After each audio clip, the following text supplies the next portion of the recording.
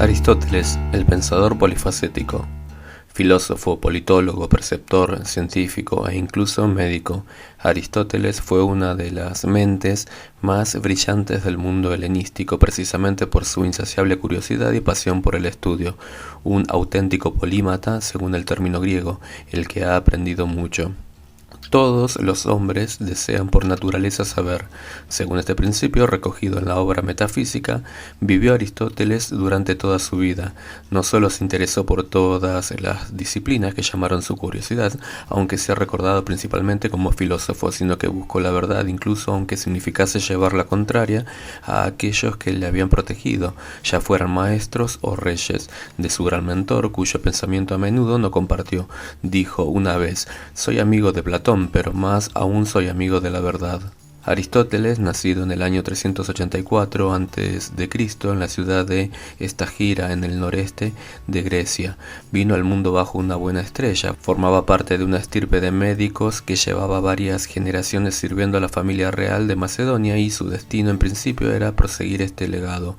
Su padre, Nicómaco, era el médico personal del rey macedonio Amintas III, padre de Filipo II y abuelo de Alejandro Magno, dos personajes que influirían decisivamente en la vida del polímata. Pero a la muerte de Nicómaco, cuando Aristóteles solo tenía 17 años, el joven fue confiado a la tutela de su pariente Proxeno, quien se dio cuenta de su extraordinario intelecto y su curiosidad insaciable. Así pues, Aristóteles fue enviado a Atenas para estudiar en el mejor lugar posible para una mente polifacética como la suya, la Academia de Platón. Aunque la gran polis griega había perdido el poder político que tuvo en los tiempos de Pericles, seguía siendo la capital helenística del pensamiento y las artes, y su ambiente dinámico y abierto ofrecían al joven estudiante un ambiente rico de estímulos de todo tipo. La academia era principalmente conocida por sus enseñanzas en filosofía, pero al igual que Aristóteles se interesaba por un amplio abanico de materias que incluían tanto ciencias naturales como sociales. Platón le puso el apodo de el lector por la avidez con la que devoraba las obras de la biblioteca de la academia. Su propio nombre parecía un signo del distinto, pues significaba destinado a lo mejor. El carácter y el pensamiento de Aristóteles se entendían a menudo en contraposición con los de su maestro Platón. Mientras que el segundo estaba más interesado en el mundo de las ideas, su discípulo prefería estudiar el mundo tangible. Esta dicotomía fue reflejada magistralmente por el artista del Renacimiento Rafael Sanzio, que la plasmó en su famoso fresco La Escuela de Atenas, en el Palacio Apostólico del Vaticano. En el centro de la obra aparecen Platón y Aristóteles, señalando respectivamente hacia el cielo y la tierra. Platón era un pensador idealista para quien el mundo de los hombres era solo un pálido y corrupto reflejo de un mundo superior y perfecto. Aristóteles se caracterizaba por su pragmatismo, prefería estudiar el mundo que podía ver, tocar y entender.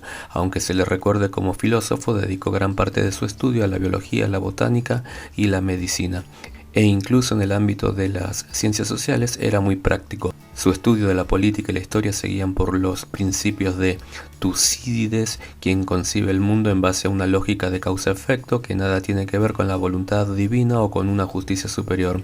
Esa visión influiría de forma determinante en su pensamiento y en sus elecciones vitales, como la de convertirse en maestro de Alejandro Magno. A pesar de la marcada oposición entre sus visiones del mundo y de las críticas de Aristóteles al pensamiento platónico en casi todas sus facetas, el viejo maestro lo consideraba su mejor discípulo y, en sus propias palabras, la mente de la escuela. De ese modo, tras 20 años en la academia, primero como estudiante y luego como maestro, habría sido el sucesor natural de Platón cuando éste murió en el año 347 a.C. Sin embargo, Aristóteles era un meteco, un extranjero, no un ciudadano de la polis, y según la ley ateniense, eso le prohibía dirigir las instituciones. La sucesión recayó en Espeusipo, sobrino de Platón, y Aristóteles aceptó la invitación de Hermias, amigo y antiguo compañero de la academia, ahora convertido en tirano de la ciudad Atarneo en Asia Menor, en la costa oeste de la actual Turquía. Aristóteles permaneció en Asia durante 3 años y llegó a abrir su propia academia en la ciudad de Asos, donde se casó con su primera esposa, Pitias, la sobrina de Hermias, con quien tuvo una hija, pero su estancia terminó bruscamente cuando su protector fue asesinado y tuvo que huir a Mitilene, en la isla de Lesbos, donde continuó con su escuela. Sin embargo, al poco recibió el mayor encargo de su vida, el rey Filipo II de Macedonia, recordando al hijo del médico que había asistido a su padre y conocedor de su fama, le ofreció formar parte del círculo de preceptores de su hijo Alejandro, al que estaba educando para convertirse en su sucesor. Para el príncipe macedonio, el maestro griego fue posiblemente la persona más influyente de su vida. De él aprendió las gestas de los héroes homéricos, con una especial devoción por Aquiles, con quien se identificaba, y el interés por el ancho mundo que se extendía más allá de los confines de Grecia, a cuyos límites se propuso llegar. Estimuló en él curiosidad y le enseñó las cualidades de un gobernante que quisiera ser recordado para siempre. Aristóteles le mostró el camino para llegar, ser más que Alejandro III de Macedonia y convertirse en una leyenda inmortal.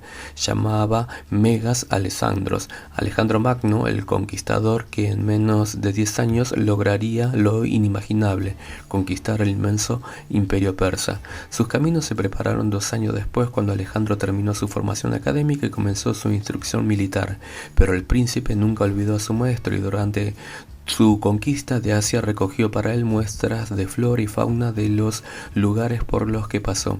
Un sobrino y discípulo de Aristóteles, Calistenes, lo acompañó en su expedición como historiador personal. Sin embargo, sus críticas al rey macedonio y las sospechas de su implicación en una conjura contra Alejandro lo hicieron caer en desgracia.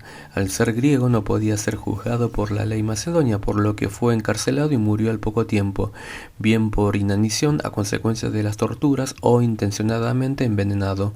La muerte de su sobrino terminó de distanciar a Aristóteles de su discípulo más célebre, lamentando que se hubiera convertido en un tirano. Tras haber terminado su encargo en Macedonia, Aristóteles volvió durante unos años a su ciudad natal, Estagira.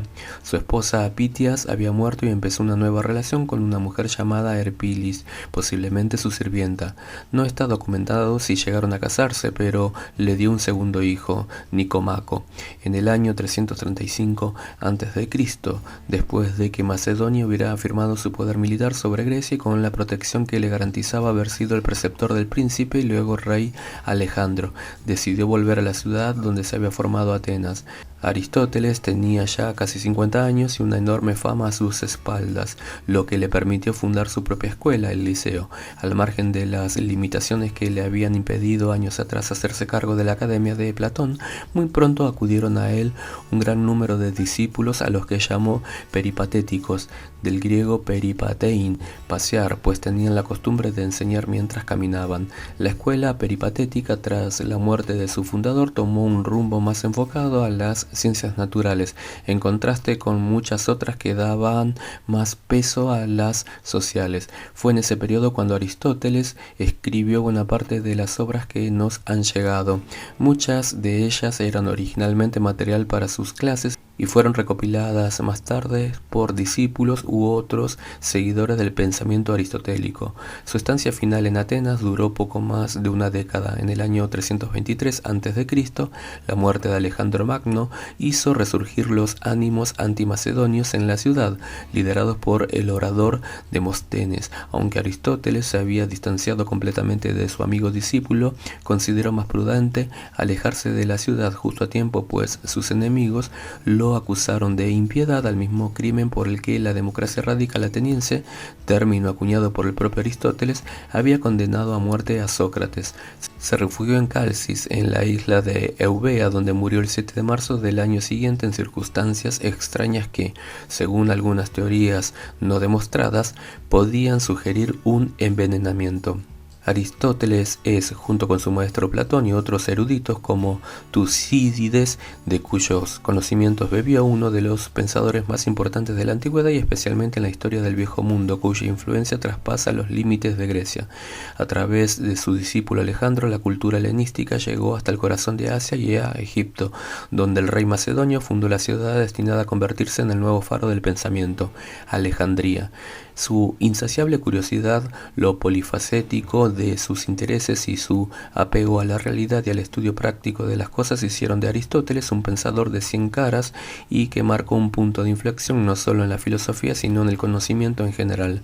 Su legado fue recogido por los romanos, los árabes y los persas hasta llegar a la Italia del Renacimiento y a las estancias vaticanas decoradas por Rafael. Desde el maravilloso fresco en compañía de su maestro nos lanzan un doble mensaje a distancia de más de 2000 años: apuntar hacia los cielos pero con los pies en la tierra, una oposición en vida transformada en complementaria por el pincel del genio de Urbino.